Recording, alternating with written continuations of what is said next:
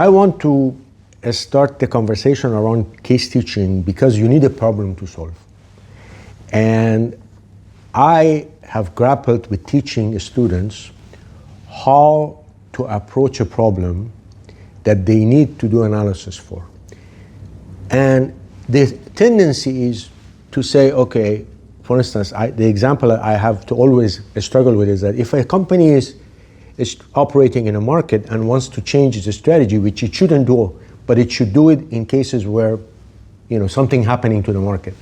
The tendency for all the students and also even teachers is, okay, let's bring in hardcore analysis to service this. How do we do that? Let's say I usually, for instance, one of the big celebrated cases is Intel in 1980s, and it was trying to see where it should next concentrate attention. Should it continue with the memory chip business at the time? Or there were some, let's say, trends in the market was not clear. Is it a fad or is it a trend that's sustained? That should it go into other areas? And the tendency is, let's analyze the market trend. Let's bring a spreadsheet. Let's bring the market share, sales patterns, revenue, profit. And then hopefully we get a handle on this.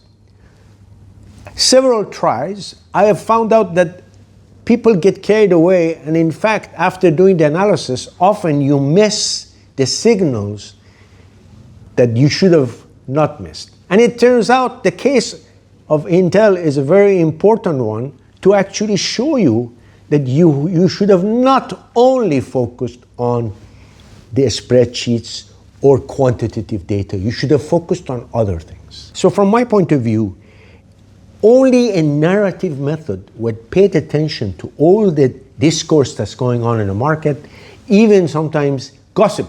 For instance, the market is telling you, by the way, the Japanese are really conquering the corner on this market, and why is this big company Intel is really not paying attention? Capturing this kind of information in the market, you cannot capture it in a spreadsheet. You have to have an alternative way of capturing this information. Not only that, after you capture it, you have to pay attention to it.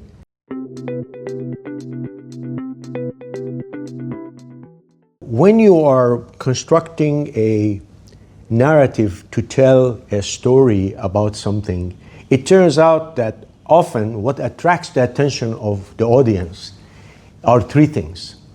One of them is something exceptional is happening because our sight is actually notices anomalies, and it turns out this is hardwired.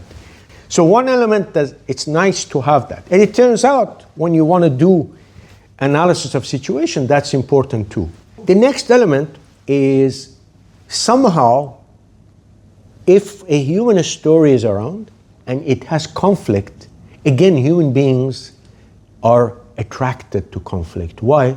Conflict means motion. Motion means action. Action is something most of us are hardwired for.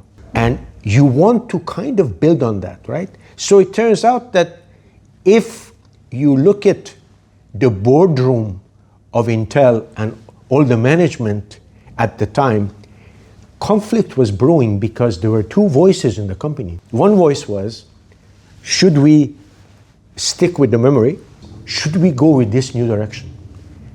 If you're telling a story to the student that this is an element of a strategic choice and you kind of put that aside, what's happening? You're basically ignoring all the backdrop to this information about the decision making.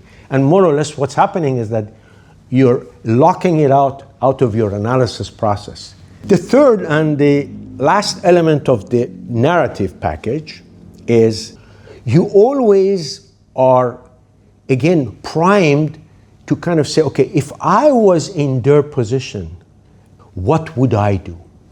And it turns out, again, this is something we have discovered now, that it turns out taking a perspective of others allows us to see a more full picture, but more importantly, it's actually attractive to us. What's the moral of the story, I want to say, is that these three parts of a narrative storytelling or narrative building allows you to tell a story about a strategy change in the case of Intel much better than any kind of analysis you could have done.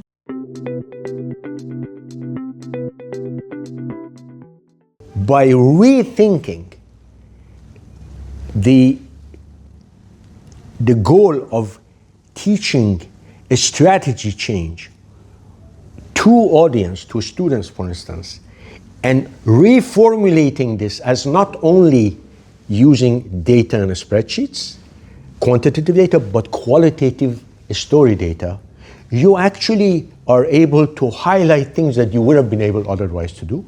And then you're telling the students, if you're going to make a decision in a company to change a strategy, it is very important that you let your biases and leave them behind. So that's one of the lessons that if you look at it like this, surprisingly, it allows you to more or less reveal all these biases that you have towards the decision-making process.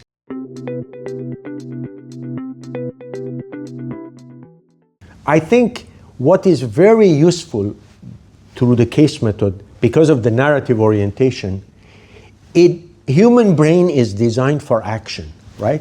Numbers are good, but if you say, you know what, this is the growth area, our future is tied to this. Look at the way we have grown the memory business. We want to grow the chip business, microprocessor business the same way.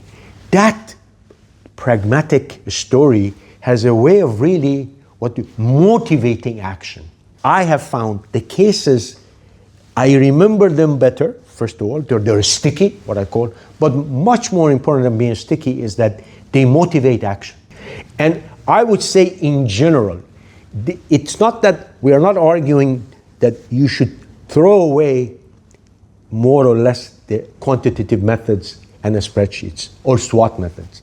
We are saying pay attention to this narrative method because narrative has this effect on people where it motivates action.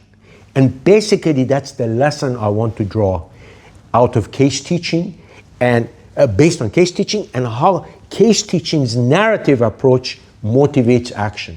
And I think at the end of the day, whether you're in business, whether you're in person, you want to motivate action. You want to take the next step to change something. And that to me is essential and critical feature of the case method.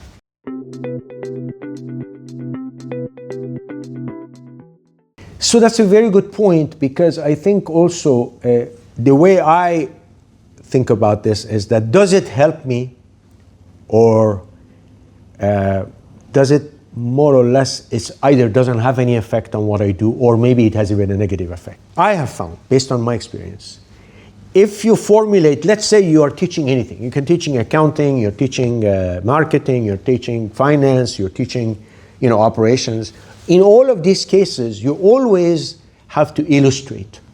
And if you illustrate based on a story that has these three parts into it, at least one of them, it's exceptional. Something about it is exceptional. Something about it shows that, you are highlighting conflict that got resolved.